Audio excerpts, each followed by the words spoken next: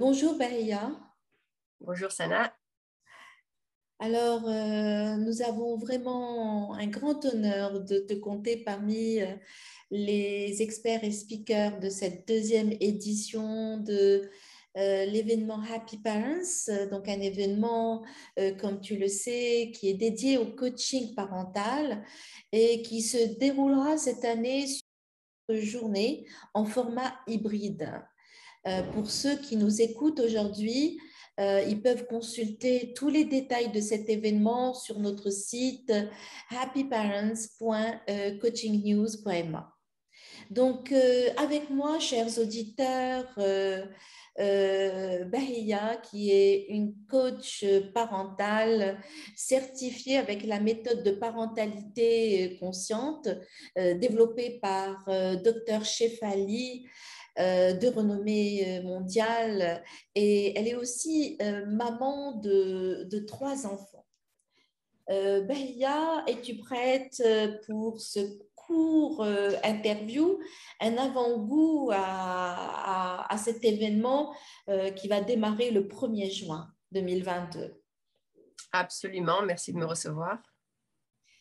Le credo de notre événement, Bahia, c'est parents heureux pour un enfant heureux. Toi, en tant qu'experte de la parentalité, peux-tu nous expliquer comment tu contribues à l'amélioration de la relation parent-enfant? C'est sûr qu'en tant que coach parental, quand les parents viennent me parler, c'est qu'ils sont arrivés à bout. Ils sont à bout de souffle. Leur vie familiale, c'est plus une vie harmonieuse. Ils sont tout le temps en conflit, en opposition, en dispute. Et c'est pas l'image qu'on avait quand on a décidé d'être parents. Donc, les parents vont venir, ils vont me donner un petit peu tous les problèmes, d'où ça sort. Très souvent, ils se concentrent sur l'enfant. Mon enfant fait pas ci, mon enfant patati patata. Et en fait, un coach parental, ça invite les parents à ralentir un petit peu et à changer leur vision. Donc, essayer de comprendre qu'est-ce qui se passe pour le parent, qu'est-ce qui se passe pour l'enfant, pourquoi est-ce que vous êtes vraiment en conflit constant. Et puis, donc, aider les deux à grandir et aider les deux à trouver des solutions pour mieux communiquer et pour mieux collaborer ensemble. Parce qu'en fait, une famille, c'est le plus beau lien qu'il peut y avoir entre le parent et l'enfant. C'est vraiment pas juste que les familles en souffrent tout le temps. Je retiens le mot collaboration, coopération, effectivement, ce défi de construire le nous à l'intérieur d'un système et que chacun sorte de sa bulle, de cette forme d'individualisme. Hein. Je pense que l'exercice de vivre en famille est le meilleur exercice pour développer chez nous le sens de la collaboration et de la coopération. Alors, mais pour cela, on a besoin, avant d'être parent, peut-être de faire un travail sur soi et de bien se connaître, car dans nos accompagnements, nous constatons que souvent l'enfant a été conçu malheureusement pour combler un vide, pour combler des fois des manques du parent, ou bien l'enfant vient pour réaliser un rêve du parent que le parent lui-même n'a pas pu concrétiser. Et comment éviter que les projections inconscientes des parents n'entravent pas l'épanouissement de l'enfant. Je pense que vous venez justement de mentionner la première erreur que j'ai faite en tant que parent. J'en ai été tellement coupable. Pour moi, mon premier enfant, c'était celui qui allait vivre tous les rêves que je n'avais pas accomplis. Et toutes les étapes dans ma parentalité quotidienne, tout le stress que je mettais dans ma relation avec mon petit garçon était mené par ça. Tu vas faire tout ça, voilà qui tu seras. Et donc, comment éviter ça? Mais encore une fois, c'est vraiment d'apprendre à ralentir, de se rappeler qu'en fait, les enfants viennent déjà avec leur âme et leur esprit. ils sont envoyés pour nous aider à nous éveiller si on accepte l'invitation. Si on continue à opposer l'invitation, mais là, on va continuer dans les disputes, le contrôle.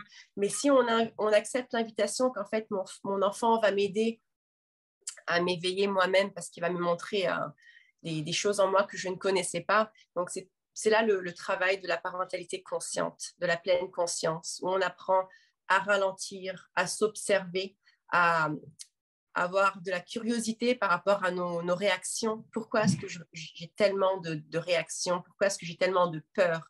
Revenir en arrière, peut-être revenir dans sa propre enfance, se poser des questions sur ce dont on avait vraiment besoin. Ça nous aide à nous comprendre nous-mêmes, à nous épanouir nous-mêmes. Et c'est l'étape numéro 1 avant d'aider nos enfants à s'épanouir eux-mêmes. Mhm. Et c'est vraiment, si c'est un travail qui est très difficile, qui est constant, c'est un travail qu'on fait à vie. Et si on n'est pas capable de le faire soi-même, parce que ça demande quand même une certaine technique ou ça demande quand même de l'aide, une structure, c'est là qu'on devrait aller vers le coaching parental, justement, quelqu'un qui va nous aider à éplucher l'oignon pour qu'on se retrouve à l'intérieur. Effectivement, des fois, face à l'opposition de nos enfants, nous sommes dans des formes de réaction très intenses, des fois démesurées par rapport à la situation. Et quand on n'est pas outillé, le parent peut se trouver désarmé face à cette opposition. Qu'est-ce que tu pourrais donner comme piste, comme conseil pour sortir de cette situation qui peut dérouter certains parents? Qu'est-ce qu'on pourrait leur dire à ces parents? Qui ont des enfants qui sont tout le temps en opposition. Oui. Mais c'est sûr qu'un enfant qui est tout le temps en opposition, c'est un enfant qui est en fait en train de crier à son parent arrête de me contrôler, donne-moi de l'indépendance, arrête de me dire comment vivre ma vie, je suis un être humain, j'ai des droits, j'ai des opinions, je veux une certaine liberté. Et ça commence très jeune. C'est le fait que l'être humain a sa propre volonté, sa propre identité. À partir de 2 ans, en anglais, on appelle ça les terrible twos. Mais les parents, ils ont déjà mis un label, une étiquette négative là-dessus en appelant ça terrible twos. Donc, dès que l'enfant s'affirme, le parent il dit ah non, non, non, tu t'affirmes pas, je vais continuer à te contrôler. Alors que si on accepte que c'est une partie naturelle, c'est un instinct naturel, la contre-volonté, si on accepte ça, dépendamment de l'âge et du développement de l'enfant, on apprend à écouter son opposition et réaliser que c'est un message d'indépendance, un message de liberté. Et évidemment, on a nos limites. On a des limites bienveillantes, on a des limites qui sont non négociables. On est quand même un parent. Un enfant de 2 ans ne va pas se coucher à 2 heures du matin. Il ne va pas aller jouer tout seul au parc. Un enfant de 15 ans ne va pas prendre la voiture pour le week-end. Donc, on a nos limites qui sont évidemment non négociables, mais il faut être capable, dans ce qui est un petit peu plus négociable, malléable, être ouvert d'esprit pour que l'enfant sente qu'il a plus de contrôle sur sa vie d'une façon sécuritaire et l'opposition va automatiquement diminuer. Si l'enfant commence à ressentir qu'il a plus de pouvoir sur sa vie. Mais malheureusement, lorsque le parent n'a pas été initié à ce type d'éducation consciente, n'est pas outillé pour pouvoir trouver d'autres solutions que celles qu'il a lui-même vécues lorsqu'il était enfant, parce que inconsciemment, on enregistre des modèles et on les reproduit, même dans le domaine de l'éducation. Donc, lorsque le parent n'est pas outillé, il va automatiquement peut-être faire appel à la punition. Et pourtant, la punition, aussi petite soit-elle, n'a pas de place aujourd'hui dans l'éducation bienveillante ou dans l'éducation consciente dont tu parles. Alors, par quoi peut-on la remplacer et aussi comment faire de l'erreur un levier d'apprentissage chez l'enfant? Oui. Là, j'entends des gens, tous les parents, tout le monde qui crie au scandale. Sans punition, les enfants seront gâtés, pourris, mal élevés, ils ne vont pas respecter, etc. Il faut comprendre que la punition a pour but de contrôler l'enfant et on veut qu'ils se sentent mal. Et le plus gros défaut aussi de la punition, c'est que souvent la punition, elle n'a rien à voir avec le mauvais comportement ou l'erreur que l'enfant aurait commise. Sans le vouloir, il aurait commis une erreur. Donc la punition assume le pire de l'enfant et je veux que tu te sentes encore pire pour comprendre ce que tu as fait. Mais l'enfant, il ne comprend rien, il n'apprend rien. Il n'est pas dans l'apprentissage, il est dans la peur et dans le contrôle. D'ailleurs, les punitions, c'est prouvé que ça empire en fait le comportement de l'enfant. Le plus qu'on punit, le plus que l'enfant va s'opposer. Donc, c'est là qu'on va rentrer dans le concept de conséquences. Parce que tout le monde dit, mais l'enfant doit comprendre qu'il y a des conséquences à ses actions. Ben, exactement. Une conséquence n'est pas une punition. L'énergie derrière la conséquence, c'est d'apprendre à l'enfant, que l'enfant apprenne quelque chose.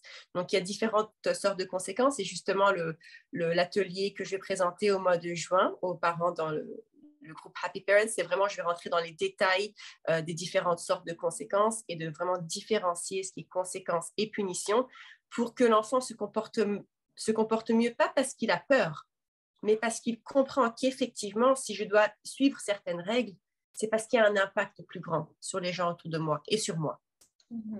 Donc, je sais qu'aujourd'hui, les parents utilisent beaucoup conséquences comme le mot punition. C'est comme si c'était le mot moderne, mais ce n'est pas la même chose. L'énergie est très différente. Je veux te contrôler avec les punitions, ou bien je veux t'apprendre, te guider, te coacher, te discipliner. Discipliner dans le sens de je t'enseigne, pas discipliner dans le sens un petit peu plus archaïque. Donc, voilà. Bahia, c'est super intéressant et nous sommes vraiment impatients de t'écouter lors de ta masterclass qui aura lieu le week-end du 4 et du 5 juin prochain. Et j'aimerais te donner le mot de la fin et quel est un message important que tu voudrais livrer aux parents qui nous écoutent? Ben écoutez, je vais peut-être utiliser une citation du docteur Gabor Maté qui dit que l'amour ressenti par le parent ne se traduit pas automatiquement par un amour vécu par l'enfant. Et c'est très important parce que les parents aiment leurs enfants. Je ne connais pas un parent qui n'aime pas leur enfant, un amour profond et on fait tout pour nos enfants. Mais dans notre stress quotidien, dans nos distractions de la vie, on oublie de le montrer à nos enfants. Ils ne le ressentent pas nécessairement. Donc, c'est pour ça que c'est important de prendre le temps de ralentir, de travailler sur vous-même, d'apprendre différentes stratégies, d'investir du temps de qualité avec vos enfants pour qu'ils le ressentent vraiment cet amour. Et c'est seulement à travers cet amour qu'ils vont pouvoir s'épanouir et devenir, écoutez, des adultes heureux, indépendants et autonomes parce que ça commence avec l'amour des parents. Magnifique. Merci beaucoup, Bahia. Donc, je te donne rendez-vous prochainement, le week-end du 4 et du 5 juin. Et aussi, je dis aux personnes qui nous ont écoutés qu'ils peuvent s'inscrire et télécharger le programme de l'événement Happy Parents sur le site happyparents.coachingnews.ma. Donc, soyez nombreux et partagez cette belle initiative avec vos amis et n'hésitez pas de nous écrire si vous avez besoin d'informations supplémentaires. À très vite, Bahia, pour un magnifique événement dédié à une parentalité heureuse. À très vite. Merci beaucoup.